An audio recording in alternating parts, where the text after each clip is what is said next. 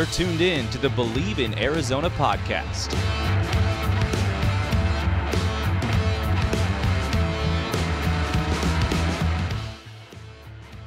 Hello, Bear Down Believers, and welcome into the Bleav in Arizona podcast. I'm your host, Matt Reynoldson, from a different venue this week. I'm at home in Nebraska visiting some family, so coming to you from a remote location, but still a great quality of broadcast coming your way. And we have Arizona football fall camp starting this week, and that's why we bring in Tucson Star beat writer Justin Spears for the Arizona Daily Star and Spears and Ali, 1490 ESPN, mornings from 7 to 9 a.m.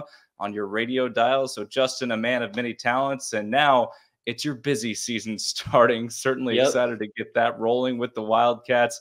I guess first impressions of what you've seen this summer and kind of what you're looking forward to for these first few days of fall camp.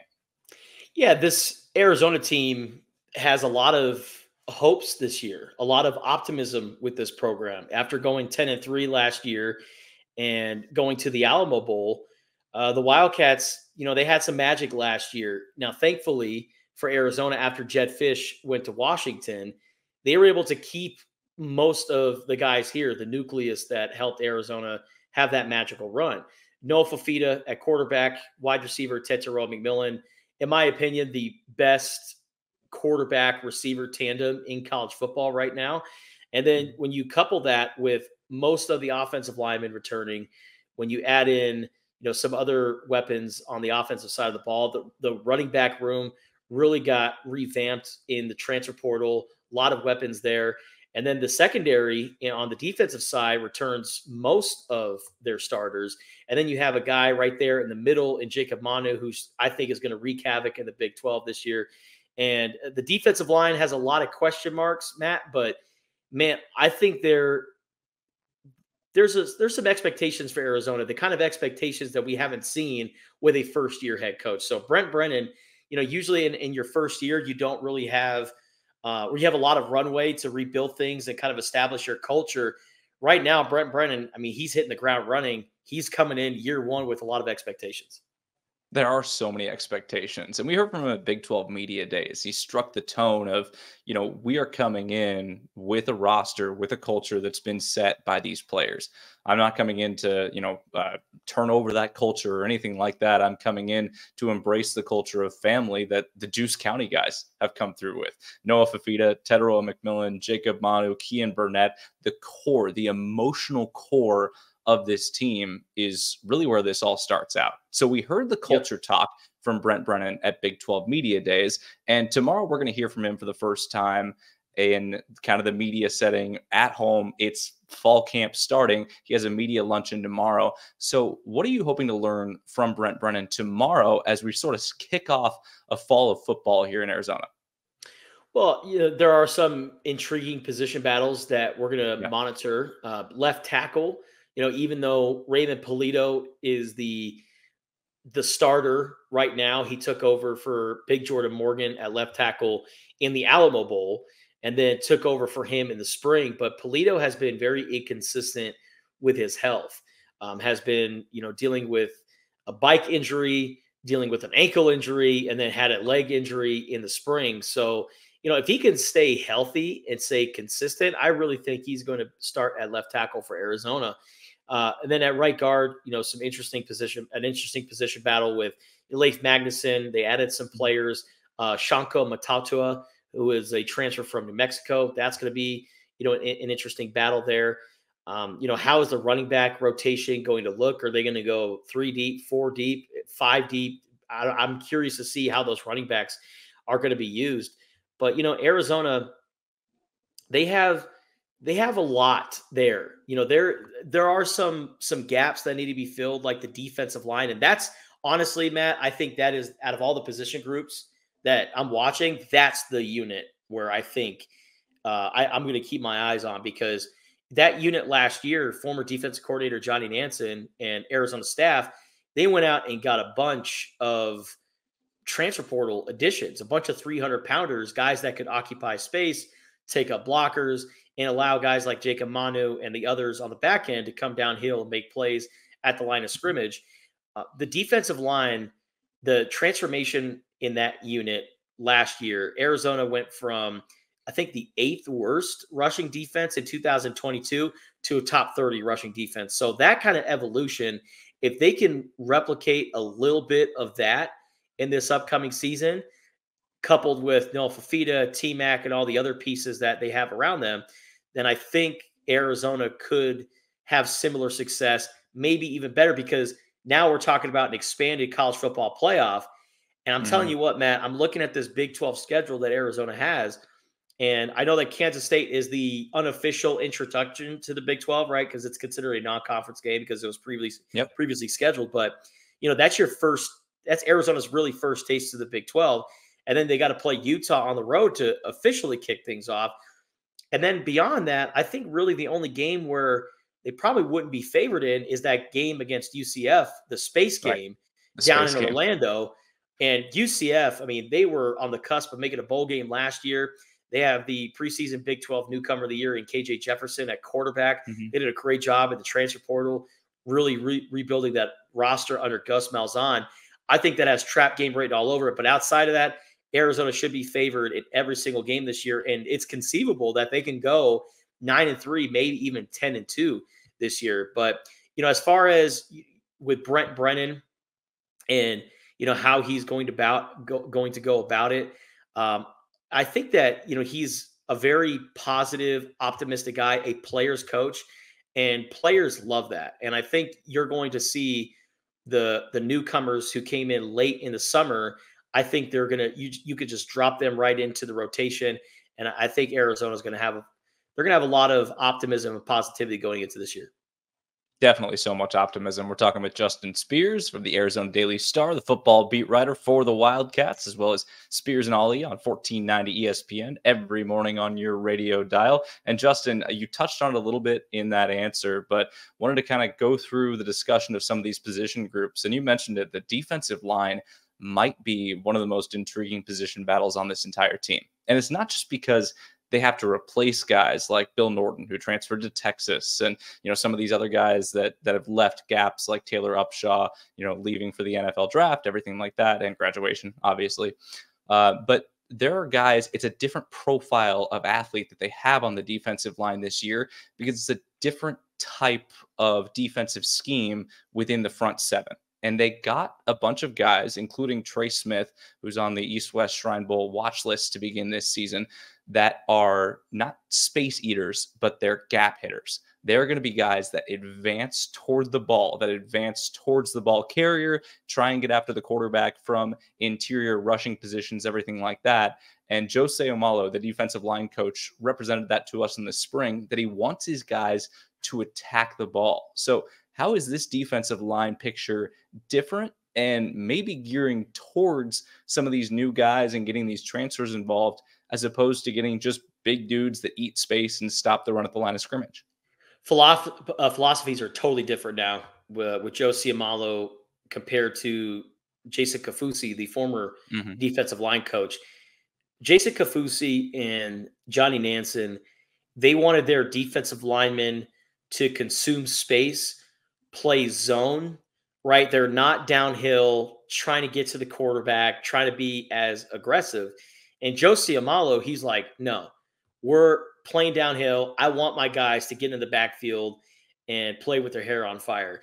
Now, there is kind of like a pros and cons to that, right? It's a more aggressive defense. You would expect, more sacks. But there's also the risk of you're playing too far upfield, where if you're playing up against an athletic quarterback, they're able to step up, run for 8 to 10 yards, and pick up those first downs. So, you can't get to the quarterback playing with that philosophy or making, a lot of TFLs, but, you can also give up some chunk plays too by playing like that. So I'm curious to see how those guys respond to that. But yeah, I think that this defensive line has, a lot of hope. And Arizona fans, they're going to look at the numbers that these defensive linemen are bringing in, outside of course, the size and all that, but they're going to look at their stats from the previous places.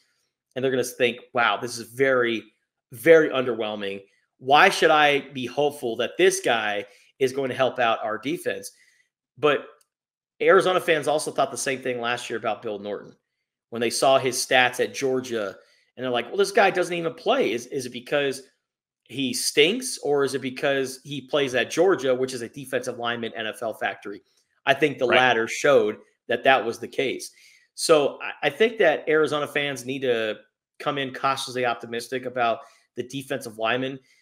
I think that the guys that they added in the portal, Trey Smith, like you mentioned, Big Stanley from USC, Kayvon Darton.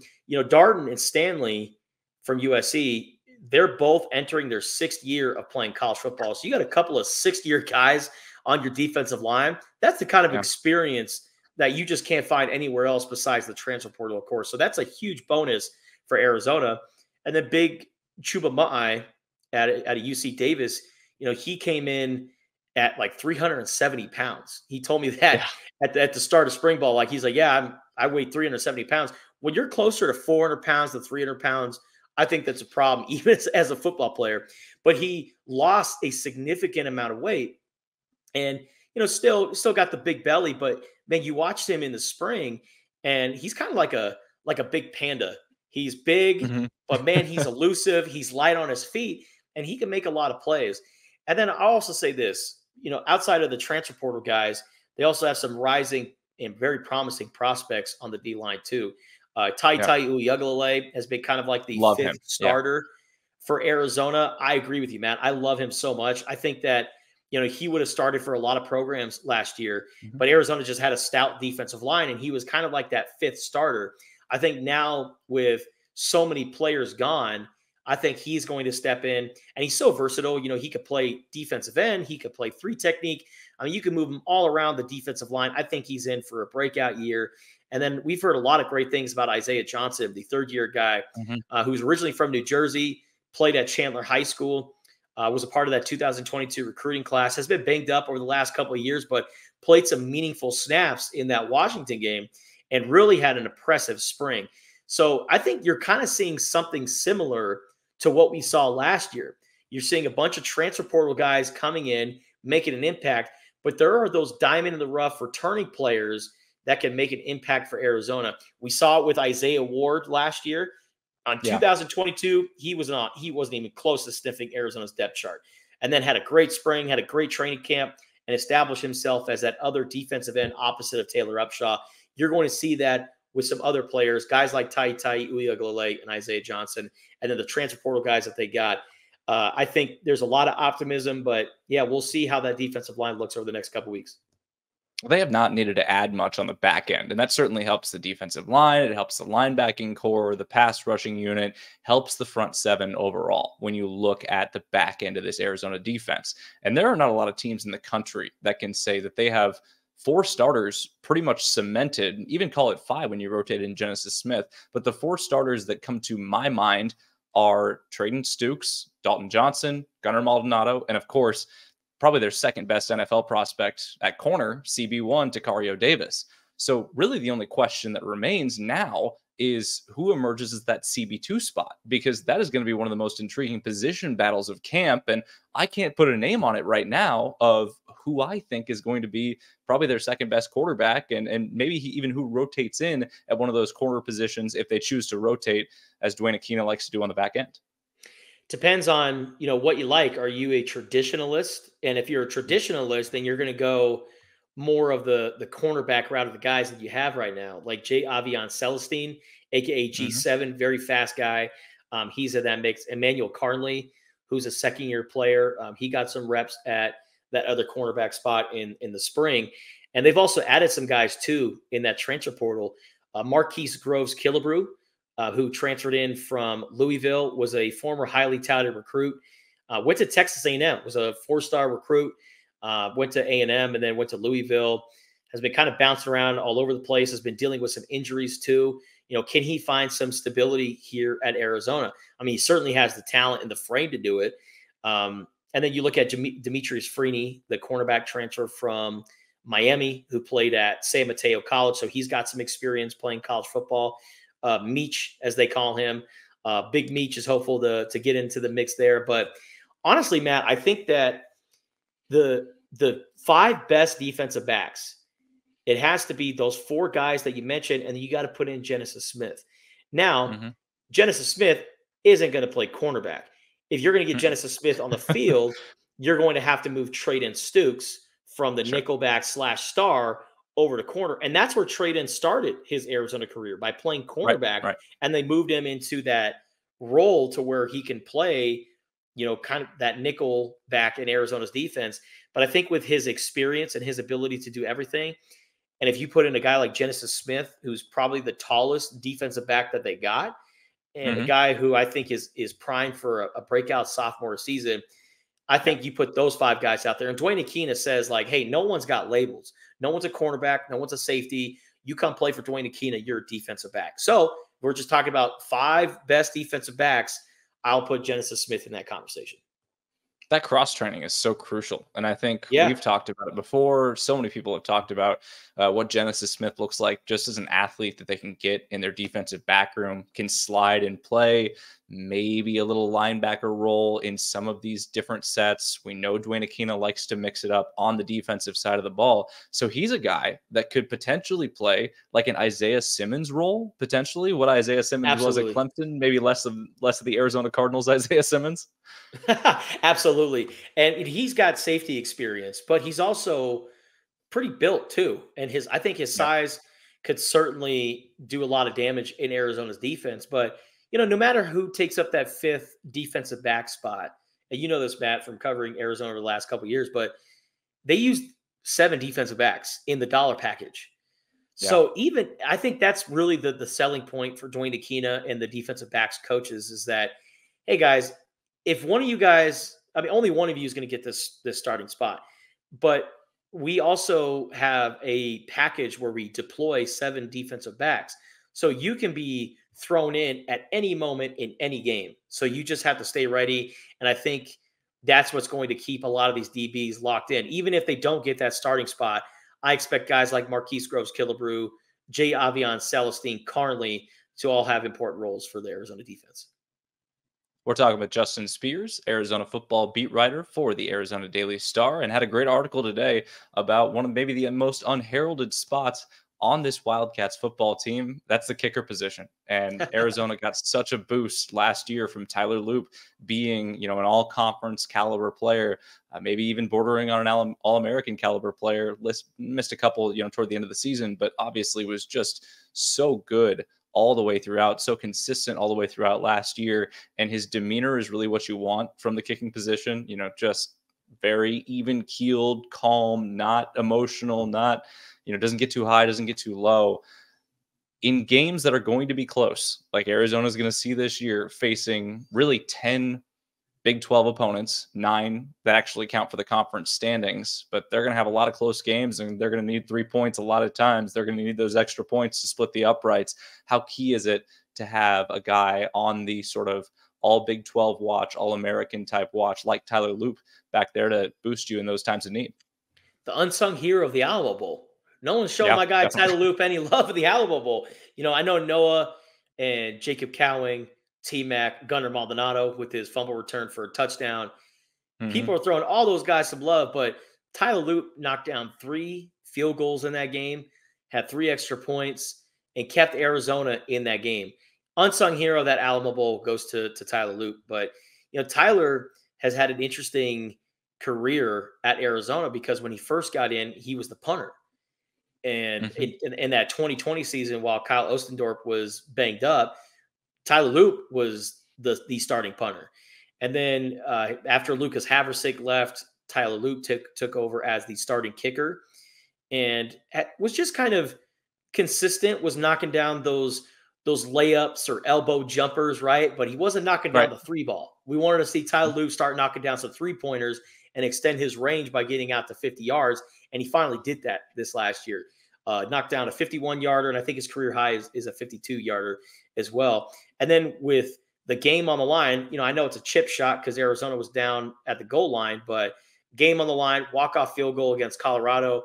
That was a Yep. trap game for Arizona. The Wildcats nearly lost that game, but Boy, they was got it. the Yeah. ball on the final possession. Jonah Coleman, Noah Fafita, they lead them all the way down the field. Tyler Loop was able to kick that field goal and send Arizona home with a win.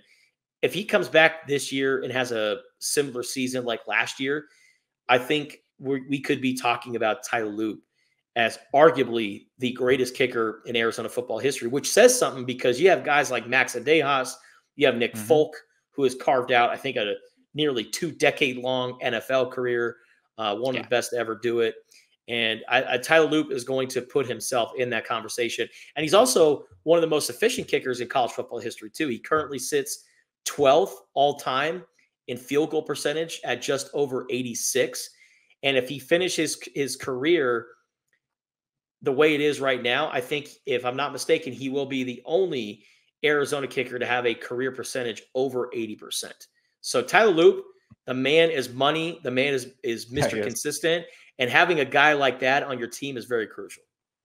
Even with a couple of misses in the Territorial Cup, still knocking down a lot of those efficiency marks, which is so impressive. Well, you mentioned consistency. And I mean, I don't think you can get any more consistent as far as demeanor, as far as leadership, as far as the guy at the centerpiece of this roster than Noah Fifita. The expectations are massive this year. There's no getting around that, especially when he's bringing back his very, very likely first-round wide receiver in Tedero McMillan. We could talk about him and the wide receiver unit in a minute, but Noah Fifita has been the consummate leader throughout this entire offseason. You talked in your opener about how key it was to keep him in the fold with this roster, bringing back a leader like that, bringing back your stud quarterback. But now it's the weight of expectation. He came in last year in the Stanford game, led the team to a win, had the starting job the rest of the season, came into fall camp without much expectation because he was sitting behind Jayden de Laura. So now he's been the starter all of 2024. He's been the guy with expectations all of 2024. And in my opinion, is the best quarterback coming into the Big 12. Other people might say Cam Rising or Shedeur Sanders, but I think Noah is right up there with those guys and maybe even a little bit above it. So how will Noah, in your opinion, handle the weight of expectation coming into fall camp and knowing that this season a lot of times will rest on number 11 shoulders?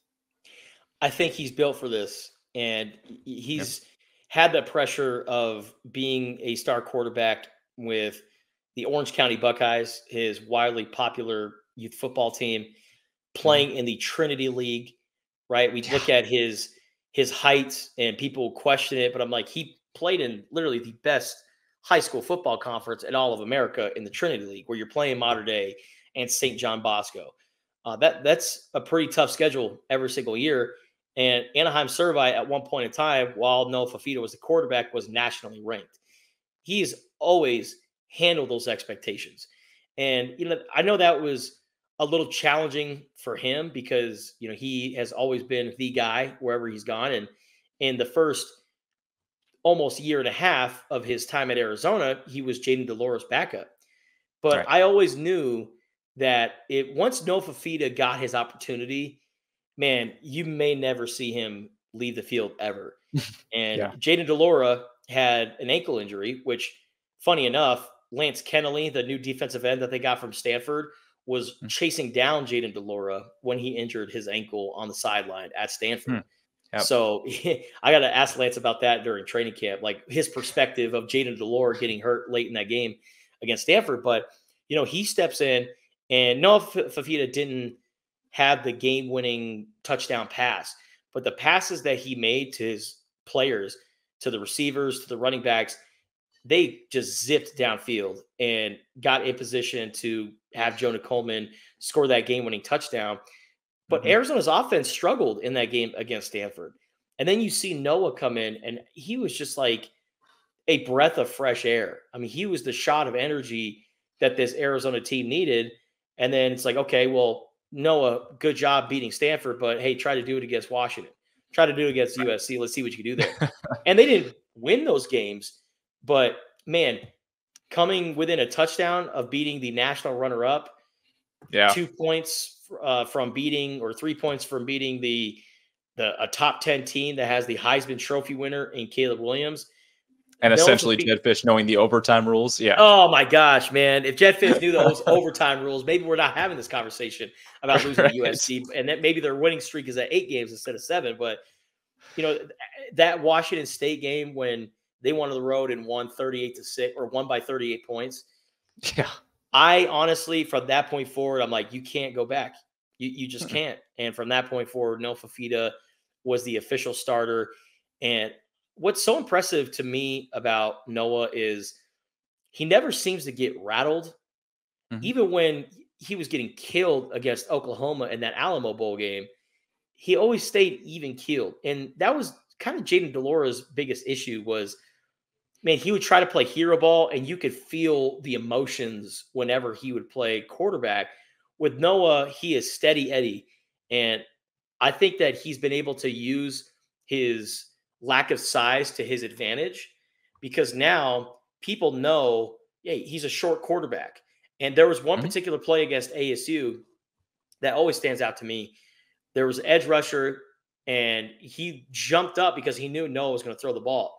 And so as soon as Noah's about to throw it, the guy jumps up and it tries to block it, and Noah like pump faked him and then like torqued his body and in like Patrick Mahomes style, like flipped the ball, sidearmed it around the guy into the hands of Tanner McLaughlin, who ran it in for a touchdown. Those kind of plays, like you just can't teach that. Those are the kind of instincts that you just naturally have. So Yeah. listen, if Noah Fafita was 6'2", 6'3", I mean, we would be legitimately talking about him winning the Heisman this year. Yep. But since he's undersized, he doesn't get that kind of love. And I think that Noah Fafita, now that he's got a year of collegiate experience under his belt, I think that we're going to be talking about Noah Fafita when it's all said and done, talking about maybe he's one of the greatest quarterbacks to ever play for Arizona, which says something considering they got a guy like Nick Foles in their history. Yeah, definitely. And I mean, he's one of those guys that just has so calm in the pocket. You know, the footwork in the pocket is incredible. And you mentioned it, like we would be talking about him differently if he had the NFL draft measurables, right? Because you're talking about another QB in this conference that could be the first quarterback off the board in Shedeur Sanders. We have seen him not have anywhere near the pocket awareness that Noah Fafita does, but he can get out and sling the ball and find his receivers. And, you know, he's got that frame. His dad was one of the best players to ever play in the National Football League. So obviously he's got, the pro athlete frame, the good genes and everything like that.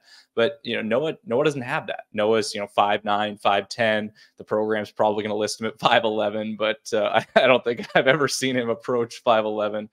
He is that guy though. And he's the guy that really runs the offense in his calm demeanor, distributes it effectively, and can get out of trouble when he needs to. Which brings me to the conversation around the backup quarterback battle. Is it simply whoever plays the most like Noah is going to come out on top of the backup quarterback level or the backup quarterback battle? Or are we looking at someone who they want to bring a different skill set or they want to bring kind of a different style of play to be able to put in those plays for that guy to be able to give maybe some different scout team looks to the defense, kind of handicap this backup quarterback battle coming into fall camp?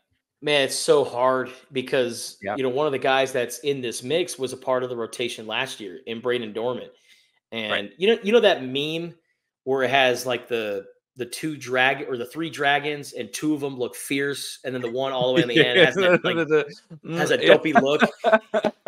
No offense to Braden Dorman, but I feel like he's that dopey looking dragon there at the end, because you look at the other guys that they have. You got Noah Fafita, you got Adam DeMonte, who they got from Northern Arizona, and then Anthony Garcia.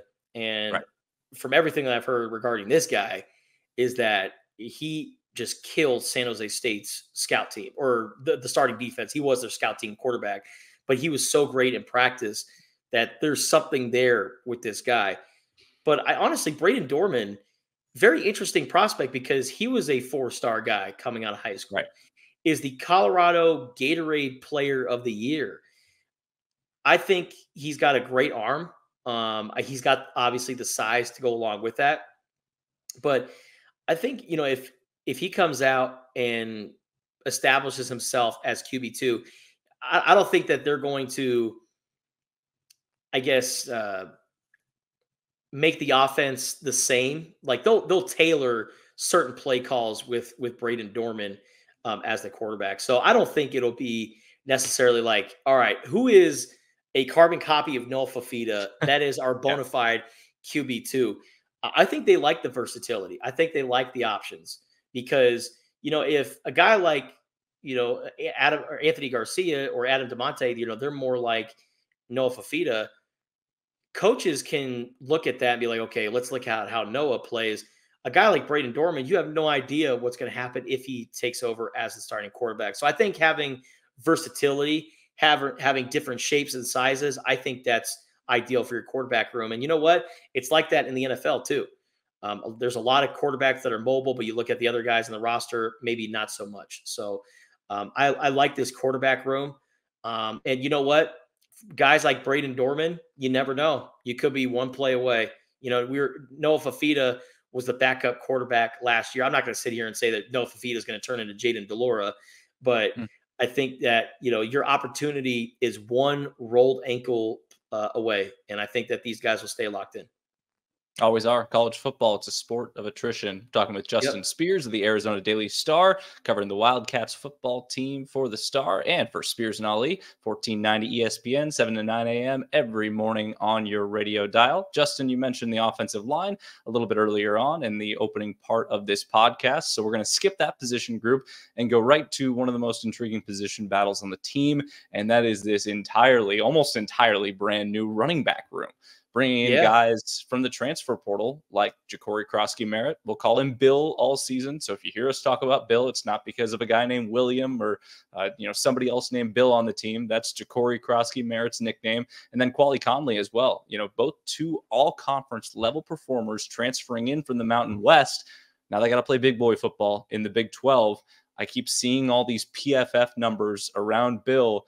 Is he the guy that's going to emerge as RB1? Is Conley going to emerge as RB1? What do they have in the stables back there? Always helps to have 4 or 5 running backs as opposed to one bell cow in today's era of college football, I think. Yeah, absolutely. You got to keep that tread on the tires. And these guys are trying to go to the NFL and still have the tread on the tires. So having a steady rotation is very key, not only for Arizona's purposes, but for these guys trying to stay healthy for the NFL. Running back was a position of concern going into this offseason because you lost multi-year starter and Michael Wiley, who is one of the best to ever do it. He's got the most receiving yards out of any running back in Arizona football history. So you're losing a dual threat player out of him. Jonah Coleman transferring to Washington, just an absolute stud. He can run through you, over you, around you, everything you would want in a running back. And then DJ Williams, the guy who drove the monster truck every single day. If you saw a big red truck that was like, 12 feet in the air, you heard it. Yeah, you could see that thing coming from a mile away. But, he was the guy who delivered the knockout punch in the Alamo Bowl. And he was a veteran running back that Arizona relied on. So they lost those 3 guys, the 3 leading rushers. How would they replace it? Well, they had returner Rayshon Speedy Luke, who hasn't really had a big role. I mean, he had a really big run against Washington State, but outside of that, we really didn't see a lot of Speedy. But then we got to see him in the spring, and he's going to be very effective in the passing game, whether it's, taking screens or just these little passes, taking slants. You get him out into the open space, and that speed that he has. I mean, the guy has a 97 speed in college football 25. He is one of my favorite weapons to use in the video game. Those little dump off passes to Quali Conley and Speedy Luke has been kind of like my bread and butter in the video game. But there's your strategy, Arizona fans. There it is, man. Just dump offs, just these little passes to the running backs. It works like wonders. But Speedy, I think, will have an effective role. He will be used the right way in this offense. And then when you couple that with the guys that they got in the portal, I really love Ja'Cory Krosky-Merritt. And by the way, he goes by Bill because apparently he looks like Little Bill, the old cartoon. I think it was his teammates or his family members who gave him that nickname. He shaved his head when he first got to college. And then they're like, you look like Little Bill, the cartoon. So he's kept that nickname ever since then.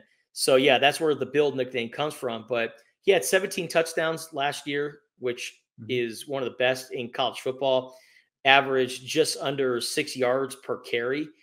The numbers speak for itself. He was a big fish in a little pond at New Mexico. And so he entered the portal, and there was, some uncertainty there with him and Ole Miss and, where is he going to go? But Arizona lucked out. They got Ja'Cory Krosky-Merritt to to come to Arizona. And then Quali Conley, he was 6th in the Mountain West in rushing last year, had some great performances. And like you said, Matt, is going to go from, playing at a place like San Jose State. Now he's in a big pond playing for Arizona in the Big 12. I also love this Kedrick Rashano guy that they got from Ole Miss. Was a highly touted recruit coming out of New Caney High School in Texas. I think it's in the Houston area, but he is a really good running back. He is a really good track athlete, has the speed. If he is not, a big part of the rotation, he'll certainly get involved in the return game. But I look at Krosky Merritt, Quali Conley, Kedrick Rashano, Rayshon Speedy Luke, and even a guy like a redshirt freshman, Brandon Johnson, had a really good spring this year. We're talking about 5 running backs that Arizona has to choose from. That running back room went from a concern, like, man, I don't know where they're going to get production outside of Speedy, to now that is a strength of the team.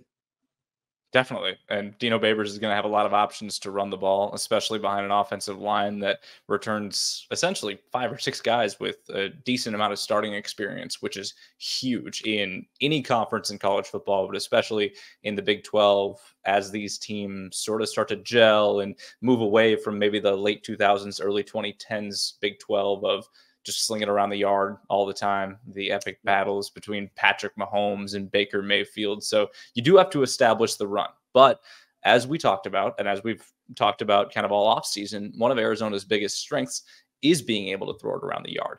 And because of that, I do want to discuss the pass catching unit as a whole, and that includes wide receivers and tight ends. It all obviously starts with T-Mac. We'll talk about that in just a second, but you have Teteroa McMillan. You have Montana Lamonius Craig returning from a starting standpoint. And then elsewhere at wide receiver, you have really intriguing prospects in a transfer like Raymalo Murphy, a young guy that is already turning heads to guys like Noah Fafita in Malachi Riley. And then in the tight end room, you have guys like Kean Burnett, one of the Juice County guys, and Roberto Miranda. So there are so many pass catching options with this group. So what I want to ask you, overarching question I want to propose to you is, how much does having a bona fide number one, a guy that all the focus is going to be on, a first-round draft pick in Teteroa McMillan, how much does that help the entire pass-catching unit, because they know what their roles are and nobody has the question on who is the guy? Yeah, the jig is up, T-Mac. You're going to get double covered. You're going to get a lot of bodies thrown at you.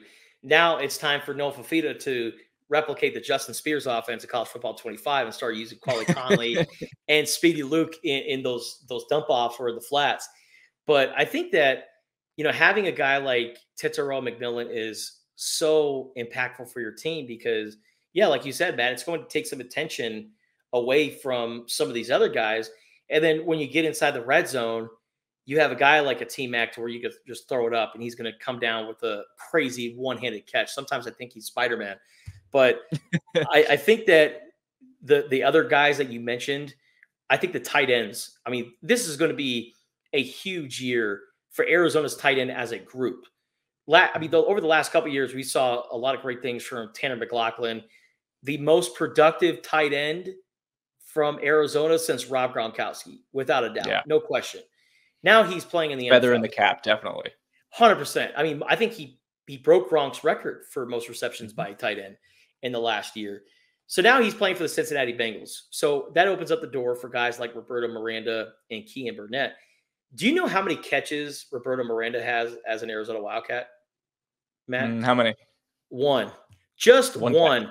0 yards. It was just a catch that Jed Fish wanted to give to his guy because, he was an important part of the offense. But anytime you saw Roberto Miranda come into the game, he was a run blocking tight end. They were not throwing him the ball. And they, at the Territorial Cup game, they were like, hey, Roberto, you've done a great job all year. Let us throw you a bone. Here's the ball. I'm sitting up there grinding, editing video in the press box, and Roberto Miranda makes his first catch of his career at Arizona. Yeah. And he just hasn't been productive in terms of catching, but when it comes to run blocking and doing all the dirty work that, not a lot of tight ends like to do, I think Roberto Miranda is a star. And he's got a great story too. From Berlin, Germany, was a track runner, played the other football, the soccer, and his friends in high school said, "Hey, you should come out and play football." And he did it, ended up becoming really good at it. And Kevin Sumlin from 2 staffs ago gave him the offer. He came out to Arizona, and his first year at the U of A was during COVID in 2020, during the pandemic influence season, and has kind of just been there, just been another guy on the team, but then has slowly but surely become a mainstay in the offense. And I'm telling you what, man, my guy Das Gronk, because he's from Germany. I'm not saying that he's going to be Antonio Gates because he's rocking the number 85, but you're going to see a lot more catches out of him, a lot more yards, and him being a more reliable catcher coupled with his blocking abilities. He's going to be a jack of all trades tight end. And Kean Burnett also showed a lot this year too in the spring. Dorian Thomas, who was a freshman last year, now going into his second year, I expect him to have more of a role. And then Sam Olsen, the San Jose State transfer, you look at his numbers. I don't have it right in front of me, but a very, very impressive tight end. And I think that, like I said, this tight end unit collectively is going to shine this year. And in the spring, we saw a lot of 12 personnel, a lot of 2 tight end sets, which we didn't really see under Jed Fish. We saw it in spurts, right? But for the most part, we saw the T-Mac, Montana Lamonius Craig, and Jacob Cowing receiver trio. I think, honestly, man, we could be looking at Arizona taking out the other wide receiver and putting in another tight end, and that's going to be Arizona's bread and butter. But if they stick with the 3 wide receiver rotation, I like Malachi Riley a lot. I like Raymella Murphy, the transfer from Old Dominion, who was 27th in college football last year, averaging just under 20 yards per catch. And then they have some young, promising prospects too. AJ Jones was a part of that 2022 recruiting class. My colleague Michael Lev, he actually made an interesting point on our podcast previewing training camp, and he was like, people are always like, who's going to start at slot receiver? Let's put this guy here. He's got the ideal body. What about just throwing out size out there? Why not throw out a guy like AJ Jones in the slot receiver with Montana Lamonius Craig and then T-Mac on the outside? We're talking about 3 wide receivers that are all over 6'2", 6'3". Now you got a size advantage that can really play into your favor. So how the tight ends are used, how the receivers are used, man, that's going to be something worth watching over the next few weeks. Yeah, college football, it's so unique, right? Because you don't have to do the NFL mold of, making your smallest, twitchiest guy the slot. You can it doesn't have to be that your tallest guy has to be the X receiver. He can be in the slot. You can, maybe use one of those young tight ends out there. If you've got a tight end that's in more of an H tight end mold, you could use him before he develops enough as a run blocker in that slot role to kill the matchups with the DBs. That's something that I love about college football, and it makes me so excited for training camp. Before we get to the Bear Down Rundown and then eventually wrap up the show, want to get a couple things from you, Justin Spears of the Arizona Daily Star, of a couple stories you're looking forward to digging into a little bit as we enter fall camp. I don't mean to spoil your deck of cards, but something you're interested in. Sure. I mean, the things that we talked about, like CB2, who's going to be the other cornerback, who's going to start on the offensive line. I have a good idea of who that could be, but you just never know. But I think the defensive line is going to be huge. Who's going to be starting? Who's going to be a part of that rotation? And honestly, man, that other linebacker spot out besides Jacob Manu, Arizona's got some options there. And it feels like the storylines from last year are once again the storylines this year. Defensive line, other linebacker, and cornerback as well.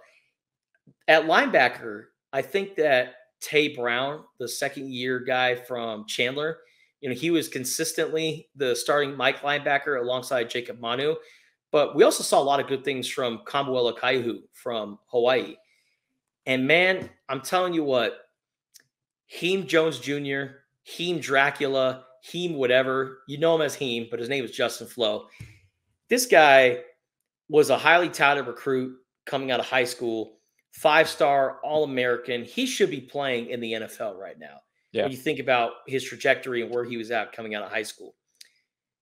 But then, he struggles at Oregon, deals with injuries, comes to Arizona, and isn't starting right off the bat. I thought that he would be the starting linebacker alongside Jacob Mondu, but Daniel Haimuli took over that role. And then Justin Flo got in the game against Mississippi State because the Bulldogs were running the hell out of the ball and were just running all up and down Arizona. They break out Heem, and they put Heem in there, and he has a breakout game, 12 tackles, and looks the part of that linebacker. And then, periodically throughout the season, we would see Justin Flo really thrive against run-heavy teams. But when he would drop back into pass coverage, sometimes he would get lost, would improvise, maybe abandon his assignments a little bit, and would just kind of be all over the place. And I think that as a pass coverage linebacker, he struggles, and which is why I Bleav that we could be looking at Justin Flo getting into a Micah Parsons type of role. A guy who is a linebacker, edge rusher, see ball, get ball, make plays at the line of scrimmage. And we saw him blitz a lot in the spring. And man, did he do a good job of getting through that offensive line. I mean, they could not contain Flo. Coming off the edge, coming in between the guards and the centers, it was really hard to contain Justin Flo. So I think this year we could be seeing a different role for Justin Flo and a more effective one that I think fans will love a lot. Yeah, wherever you see Justin Flo, you're going to look across the line of scrimmage at him and probably see him foaming at the mouth. Dude is crazy, but He's fun nuts, to watch. Man. Nuts. Definitely. So fun to watch. And kind of like I think, honestly, I'm wearing the shirt right now. Bobby Boucher. The Bobby Boucher. Yep. Heem Boucher. If they could get Justin Flo to just like, hey, man, that guy, just go after him. Be the QB spy. Go after the runner. If they can turn Justin Flo into Bobby Boucher, Arizona's defense is going to be one hell of a unit. Definitely. So many fun storylines with Arizona football coming up in fall camp. But before we wrap up the show, we'll do what we do every show, bring you the Bear Down Rundown, a couple stories to keep an eye on other portions of Arizona athletics. And want to start with a former Wildcat making international headlines. Chase Budinger winning his first match at the Paris Olympics in beach volleyball. The Arizona basketball and NBA alum making the transition over to the beach, and a different kind of ball. Justin, I mean, you probably watched some of the match today. He's just so exciting to watch, so athletic, has those NBA hops. I mean, this has been one of the greatest stories of the pre-Olympics and now the games in Paris. Hold on, I'm gonna stand up here for a second, and I'm gonna move you guys over here. Behind me, you could see Chase Budinger. Oh, no. Oh, we've got it. Right there in the corner of the poster. That's awesome. So Chase Budinger is an Arizona basketball legend, and, he was a great volleyball player coming out of high school. He grew up in the San Diego area in Encinitas and was the Volleyball Magazine Player of the Year in 2006, but what was going to pay the bills playing basketball, and especially as a McDonald's All-American. Yes, as much as he was a talented volleyball player, he was also a dude when it came to basketball, and he could jump out of the gym, and was co-MVPs with Kevin Durant in the McDonald's All-American game, which is funny because KD is now playing for Team USA basketball and Budinger is playing for Team USA volleyball. They were able to connect in Paris and dap each other up. That was a really cool moment to see. And there's a photo out there on the internet that has Chase Budinger, Kevin Durant, John Wooden, and Ronald McDonald in a photo smiling next to each other. It's very interesting. But yeah, Chase Budinger, came out of high school, McDonald's All-American, was the Pac-10 Freshman of the Year, played for Olson in his first year, came back for his second year, but Arizona had an interim head coach in Kevin O'Neill. They go to the NCAA tournament, but Olson, after taking a personal leave of absence, announces he's going to return on the sidelines. So Chase and all these guys are like, hey, let's run it back another year. Let's all play for Coach Olson. And then Coach Olson's like, on second thought, I'm actually going to retire. Russ Pennell is going to be your interim head coach, and then we're going to hire somebody else after the season. So think about it. Chase Budinger in 3 years played for 3 different head coaches. And Chase Budinger is the reason why Arizona kept its NCAA tournament streak alive in 2009. They had a 25 tournament streak from Wildcats. I forgot what year it was until 2009. You could do the math there. But unreal. Arizona was playing against Houston. It was the week where they would play ASU. So they would have, the ASU game and then a non-conference game that weekend or vice versa. So they played ASU on Thursday. James Harden and company came down to McKale Center. They won. Then they were playing against Houston. And Arizona was down by 12 points against Houston and looked dead in the water. They did not look like an NCAA tournament team. And then Chase Budinger going for a loose ball was about to get up, and then Aubrey Coleman from Houston then steps on Chase Budinger's face and creates this kerfuffle. There's this altercation. Chase Budinger is like getting into Aubrey Coleman's face. Arizona rallied from that double-digit deficit. They were down by 10 points with 52 seconds left, came back and tied the game, sent the game into overtime, and then that's what sparked like a 7 or 8 game winning streak. Arizona was able to get an at-large bid in the NCAA tournament and keep their streak alive. And I think Chase Budinger getting his face stepped on was a big part of that. But then after that season, he goes on and plays in the NBA, has some success there, right? Was, playing for the Rockets, played for the Indiana Pacers, the Brooklyn Nets, and also the Phoenix Suns, participated in the dunk contest. You put those hops to the test, which is weird looking back on it because he tried to jump over P. Diddy, which is crazy thinking about that. Crazy to think about now. And he said, white man can jump, and lost the dunk contest, but I think he had a pretty solid NBA career. And then, once he decided that basketball was up for him, he's like, you know what? Let's kick the tires on this volleyball career. And let's see what happens. And has gone through multiple partners, but has got a good one in Miles. And yeah, man, I'm just so happy for Chase. Mid-30s, changing his career, and is now an Olympian. Going from NBA player to Olympic athlete, Chase Budinger, supreme athlete, and it is a great story, and I'm hoping he's able to medal. And a great lesson, kids out there, be a multi-sport athlete. It provides so much more than just different opportunities, but lessons as well, and perseverance. And Chase Budinger has certainly exemplified that. Justin Spears of the Arizona Daily Star previewing the Wildcats football fall camp with us, and that gets going tomorrow with Brent Brennan's media luncheon. The first practice is on Wednesday down on campus at the U of A. Justin, thanks so much for the time today. Thank you, man. Appreciate it. That'll do it for us here on the Bleav in Arizona podcast. Make sure to like and subscribe, and you can find us wherever you get your podcasts. We'll see you later this week. Have a great one.